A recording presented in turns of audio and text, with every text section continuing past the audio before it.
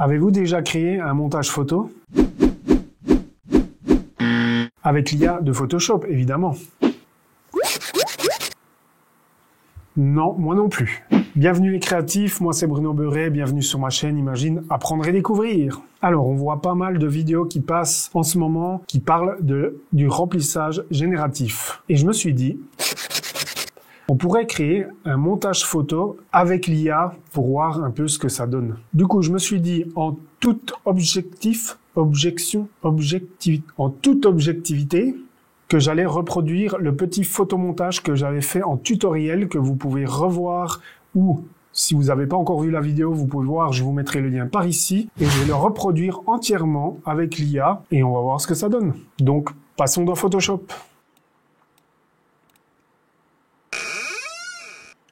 Voilà, donc je vais partir sur une image qu'on avait pris la dernière fois. Donc on va prendre le sol ici, d'herbe. Par contre, pour ceux qui me connaissent pas, je fais des montages surréalistes à très grand niveau avec beaucoup de pixels, beaucoup d'informations pour un usage professionnel artistique. Donc ce que je vais faire, je vais pas me mettre de contraintes, je vais carrément y aller comme si je créais une propre image surréaliste comme je fais d'habitude. Donc ici, on va aller dans l'outil recadrage ici et là, ce que je vais faire dans ici, longueur, hauteur, je mets rien du tout. Comme ça, je peux disposer. Alors là, je vais mettre à peu près cette taille pour mettre le ciel, un peu comme on avait fait la dernière fois. Je vais même un peu agrandir ici pour pas que ce soit trop carré. On peut voir qu'il y a beaucoup de tutoriels génératifs comme ça où c'est qui remplissent tout simplement pour montrer ce que ça fait. Nous, on va essayer d'aller un petit peu plus loin. Donc comme ceci, là, je vais déloquer ici. Ensuite, je prends ici W ou l'outil baguette magique, qui est un vieil outil mais toujours qui fonctionne bien. On clique et là on se rend compte qu'on a bien sélectionné le blanc, mais là ça n'a pas bien pris. Donc on prend L comme lasso polygonal ici, hein, qui est toujours intéressant. On presse Alt, il y a un petit moins comme on a vu les autres fois. On clique, on glisse le plus droit possible. On va dans Sélection, Modifier, Dilater. Alors, qu'est-ce qu'on fait là? En fait, on va dilater la sélection qu'on a fait, elle va se ragrandir. Quand on contracte, elle va se rétrécir. Et là, on va mettre 50 pixels. OK. Et là, on voit bien, si on zoome, que ça passe sur la photo pour que l'intelligence artificielle puisse bien détecter le tout. On peut voir ici en haut que j'ai mis la barre contextuelle en haut. On peut la diriger où on veut. Évidemment, si vous voulez qu'elle remonte toujours à cet endroit-là, parce que c'est toujours un peu pénible de l'avoir exactement à la place où on travaille, on peut la laisser là. Et ici, sur les trois petits points, on clique. Et là, on peut épingler à l'endroit où on veut. Donc là, je l'ai mis, on voit qu'il y a un petit vu. Voilà. Comme ça, elle vous embête pas trop. Du coup, qu'est-ce que je vais faire? Ben voilà, je vais générer tout ça. On va mettre ciel nuageux à contre-jour. Je mets générer. Ça prend un peu de temps. Alors là, en fait, je découvre totalement avec vous ce que ça va donner, le petit montage photo qu'on va créer. Et vous me connaissez sur la chaîne, je suis pas un grand adepte justement de ce style de montage photo et de presets et de choses prédéfinies. Mais je trouve intéressant et curieux de voir ce que ça va donner. Ok, on va voir les autres propositions. Alors le ciel nuageux, il est pas très nuageux. Mais c'est quand même déjà assez bluffant, hein. Il a détecté le soleil avec ici le petit flair que j'avais sur la photo. Donc ce que je vais faire, je vais reprendre et je vais régénérer une fois. Et on verra ce que ça donne. Donc quand on régénère une fois, on voit qu'il y a 3 autres propositions qui reviennent à la suite. Bon, je vois que ciel nuageux, il veut pas trop me faire nuageux. On va enlever le contre-jour. Et je mets générer. Ok, c'est un petit peu mieux. On va partir sur le premier, je le trouve pas mal. Ensuite, on va un peu s'inspirer de ce que j'avais fait ici. Si vous vous souvenez pas, je vous mets le lien par là. Donc là, on avait 35 cales qu'on a mis quand même en tout et pour tout 2 heures de temps. Alors, comme je vois ici, bah déjà, c'est quand même assez carré. Donc, je vais quand même respecter. On va prendre l'outil recadrage. On va redresser un petit peu comme ceci. Voilà. On va essayer de respecter pour que ça ressemble au mieux. Ok, donc on va commencer à mettre la première tasse ici. Donc, je prends l'outil lasso, L, et on va prendre celui-là. Le mieux, c'est d'avoir un stylet, sinon vous faites avec la souris, ça va aussi. On va dire que par ici, on va mettre une tasse. On va mettre tasse plantée dans la terre. On va y aller comme ça, on verra ce qu'il nous dit. Ok. Alors, déjà, c'est pas vraiment une tasse, mais ce que je trouve impressionnant, c'est la lumière. Hein. Il l'a aussi bien détecté, c'est impressionnant. Allez, on va prendre celle-là, elle est pas mal. Ok. Elle est dans la terre, enfin, elle est dans l'herbe, c'est déjà pas mal. Ensuite, on va essayer de mettre une deuxième. On va voir par ici. C'est peut-être un peu limite là. Je vais faire un peine plus grande. Voilà, comme ça. On va remettre pareil. Planter dans la terre. Alors évidemment, je suis dyslexique, donc ce genre de procédé, c'est vraiment pas mon truc. Créer des images d'après un texte, pour moi, c'est plus trop de la photo, mais on reste objectif. Alors, oui, on va rester comme ça. On changera la couleur après, comme on a fait avec les autres. C'est déjà pas mal quand même. Hein. C'est pas mal du tout. C'est moi qui aurais peut-être dû la disposer ailleurs. Donc ce qu'on va faire, on va l'enlever. Et je vais la mettre un peu plus là. Voilà. Tasse plantée dans la terre. On génère. Là, il m'a mis une chaise, je ne sais pas pourquoi. Et là, il m'a rien mis. Ok.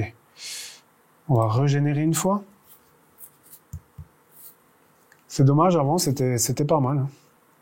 Ok, je régénère une troisième fois. Et après, on repassera en arrière si jamais. Ok. Elle est plus petite. C'est un gobelet. C'est pas si mal. Hein. Je vais quand même repartir sur l'autre avant. Elle était mieux. Donc, je vais me mettre sur celle-là.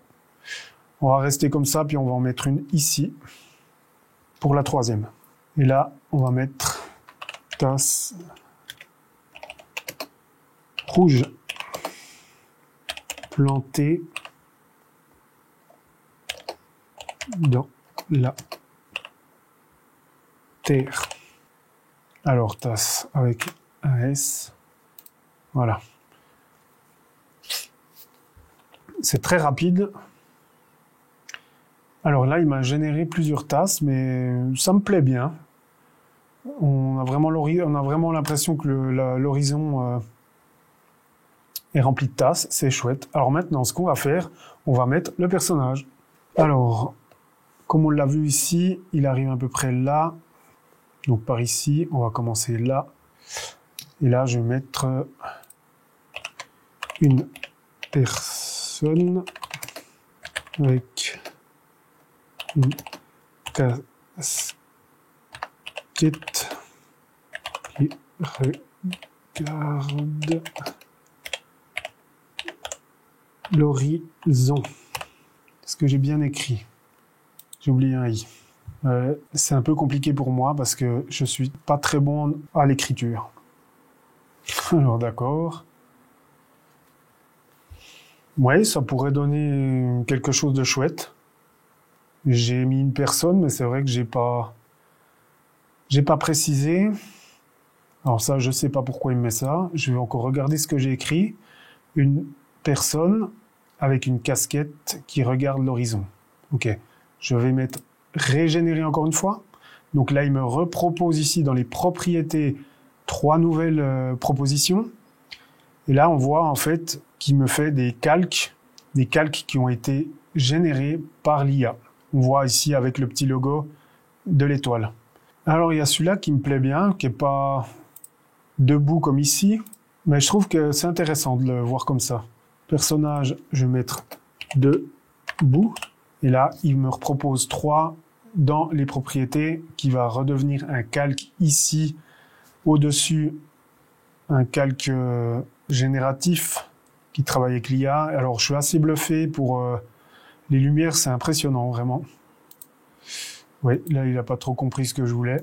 Je vais peut-être mettre personnage. Là, je sais pas trop ce que c'est, une sorte de personnage à 3 pieds. Ah, c'est pas mal.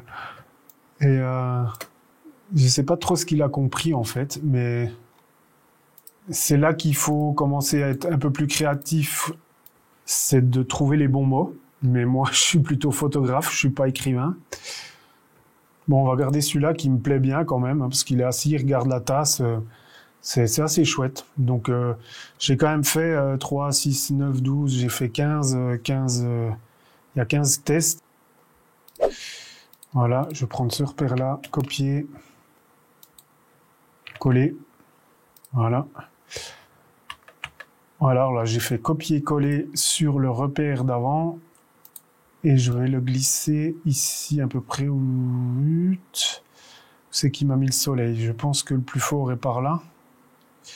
On va dire ça. Là, ici. Ok, cette ombre-là est assez juste.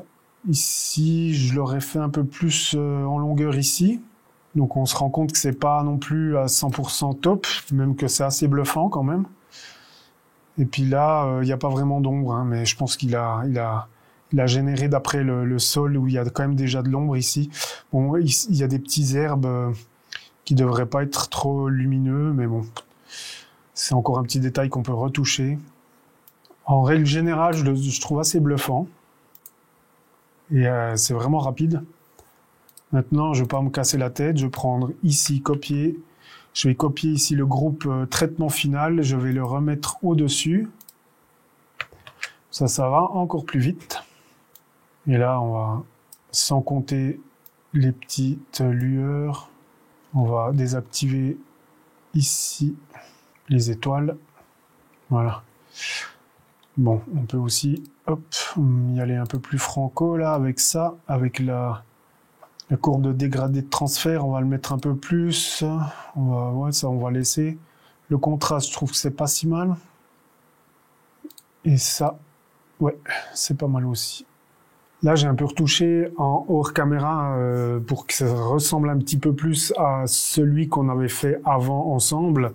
Et je veux essayer, par exemple, de changer la première tasse et la faire en verte, par exemple. Donc, on va cliquer ici sur le calque généré bien sûr par l'IA qu'on voit ici, les 2 petites étoiles. Et on va mettre, comme on avait fait, couleur unie. Ça nous crée un calque de fond uni. Et là, on va mettre un vert, un peu comme ceci. OK, et on va faire un masque d'écrêtage sur cet élément en bas. Et là, le problème qui se passe, ben voilà, comme l'IA a généré ici, comme l'IA a généré en fait le tour aussi, pour que ça s'incruste mieux à l'intérieur du paysage, ce qui est compréhensif. Il va générer en fait une image qui n'existe pas vraiment pour que ça ressemble au mieux, et c'est assez impressionnant. Sauf que ben maintenant que je vais faire un réglage que sur la tasse, il faut trouver d'autres manières de faire. Au lieu de faire un masque d'écrêtage comme ceci, ben je fais CTRL-I, j'inverse, donc je masque complètement mon fond uni. Et là, on va prendre notre outil un peu magique de la sélection d'objets. On va l'entourer. Là, il nous génère assez bien, quoi. Une sélection plutôt pas mal. Ici, on est dans le sombre, donc c'est pas grave. Là, je reste sur le masque et là, je fais CTRL retour.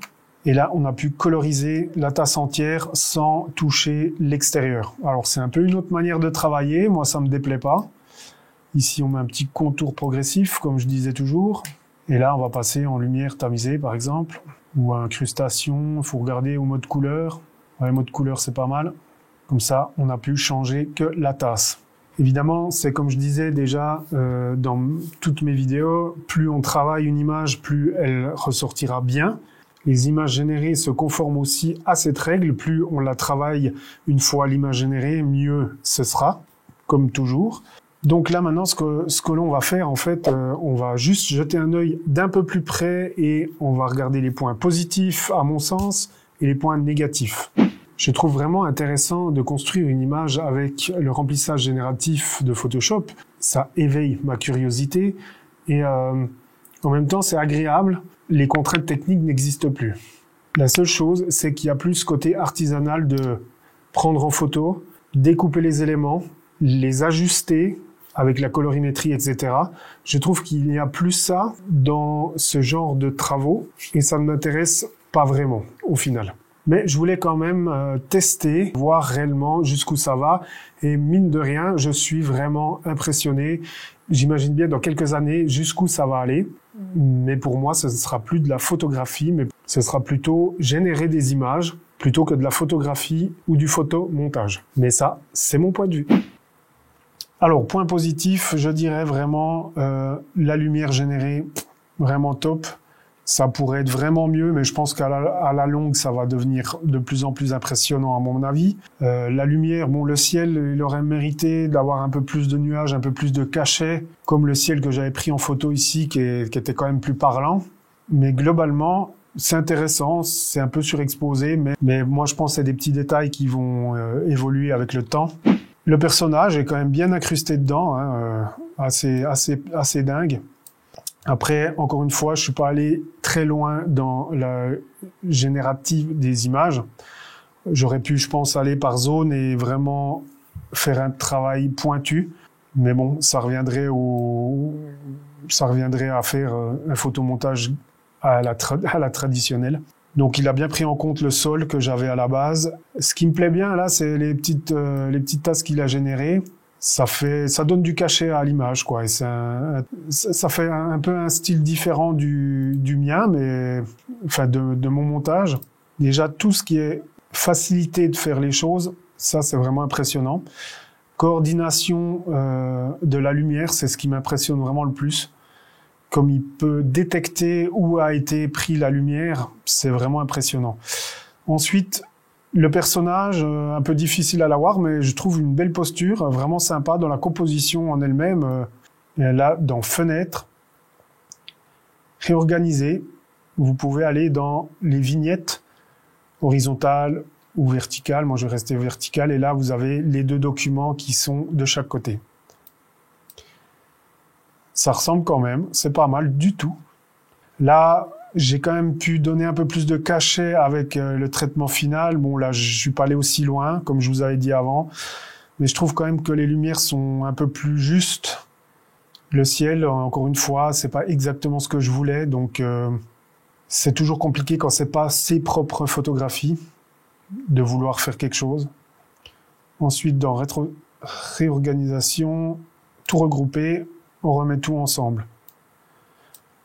Et maintenant, le point un peu plus négatif, si je zoome un petit peu à 100%, surtout dans les images que je travaille moi, même à 200%, il doit avoir un bon piqué, un bon grain pour faire des grands tirages photos. Et c'est là que ça coince un petit peu. Là, bon, on voit le personnage, c'est pas encore ça, hein. La colorimétrie est bien gérée. On voit que c'est un peu bleuté dans les ombres, c'est jaune ou c'est qu'il y a le soleil. Par contre, on voit bien la différence de résolution qui est pas du tout la même, hein. Le ciel est très, on dirait presque qu'il est peint en fait, le ciel. Et là, on voit qu'il y a des artefacts. Bon là, j'ai pas super bien travaillé à la base pour changer la couleur, mais bon, c'était plus pour vous montrer. Je suis quand même assez large, mais bon, j'aime justement travailler avec des grandes images, et c'est pour ça que je voulais voir jusqu'où on pouvait aller avec cette intelligence artificielle. Le petit bémol aussi, c'est que quand on a généré une tasse dans un environnement, ben c'est carrément l'environnement autour qui a été régénéré, pas juste en fait la tasse. Du coup, si je veux passer cette tasse ici dessous et que je veux bouger un peu, on voit qu'elle passe derrière. Encore une fois, il faut tout que je redétourne et que je prenne le temps de bien faire les choses pour qu'on puisse passer ici par derrière et qu'on la voie mieux. Voilà ce petit tutoriel découverte de ce générateur d'images sur Photoshop, très impressionnant, vraiment bluffant. J'imagine dans quelques années ce que ça va être. Pour moi, ce n'est plus de la photographie, mais en tout cas, j'ai pris beaucoup de plaisir à le faire. Je comprends que ça peut vraiment titiller les personnes qui n'ont pas forcément envie de générer de la technique dans Photoshop, mais je trouve quand même que savoir travailler les techniques de base, voire plus avancées sur Photoshop, est toujours plus un plaisir que juste taper du texte. Mais ça, c'est mon avis. Et n'oubliez pas, tout le monde est créatif.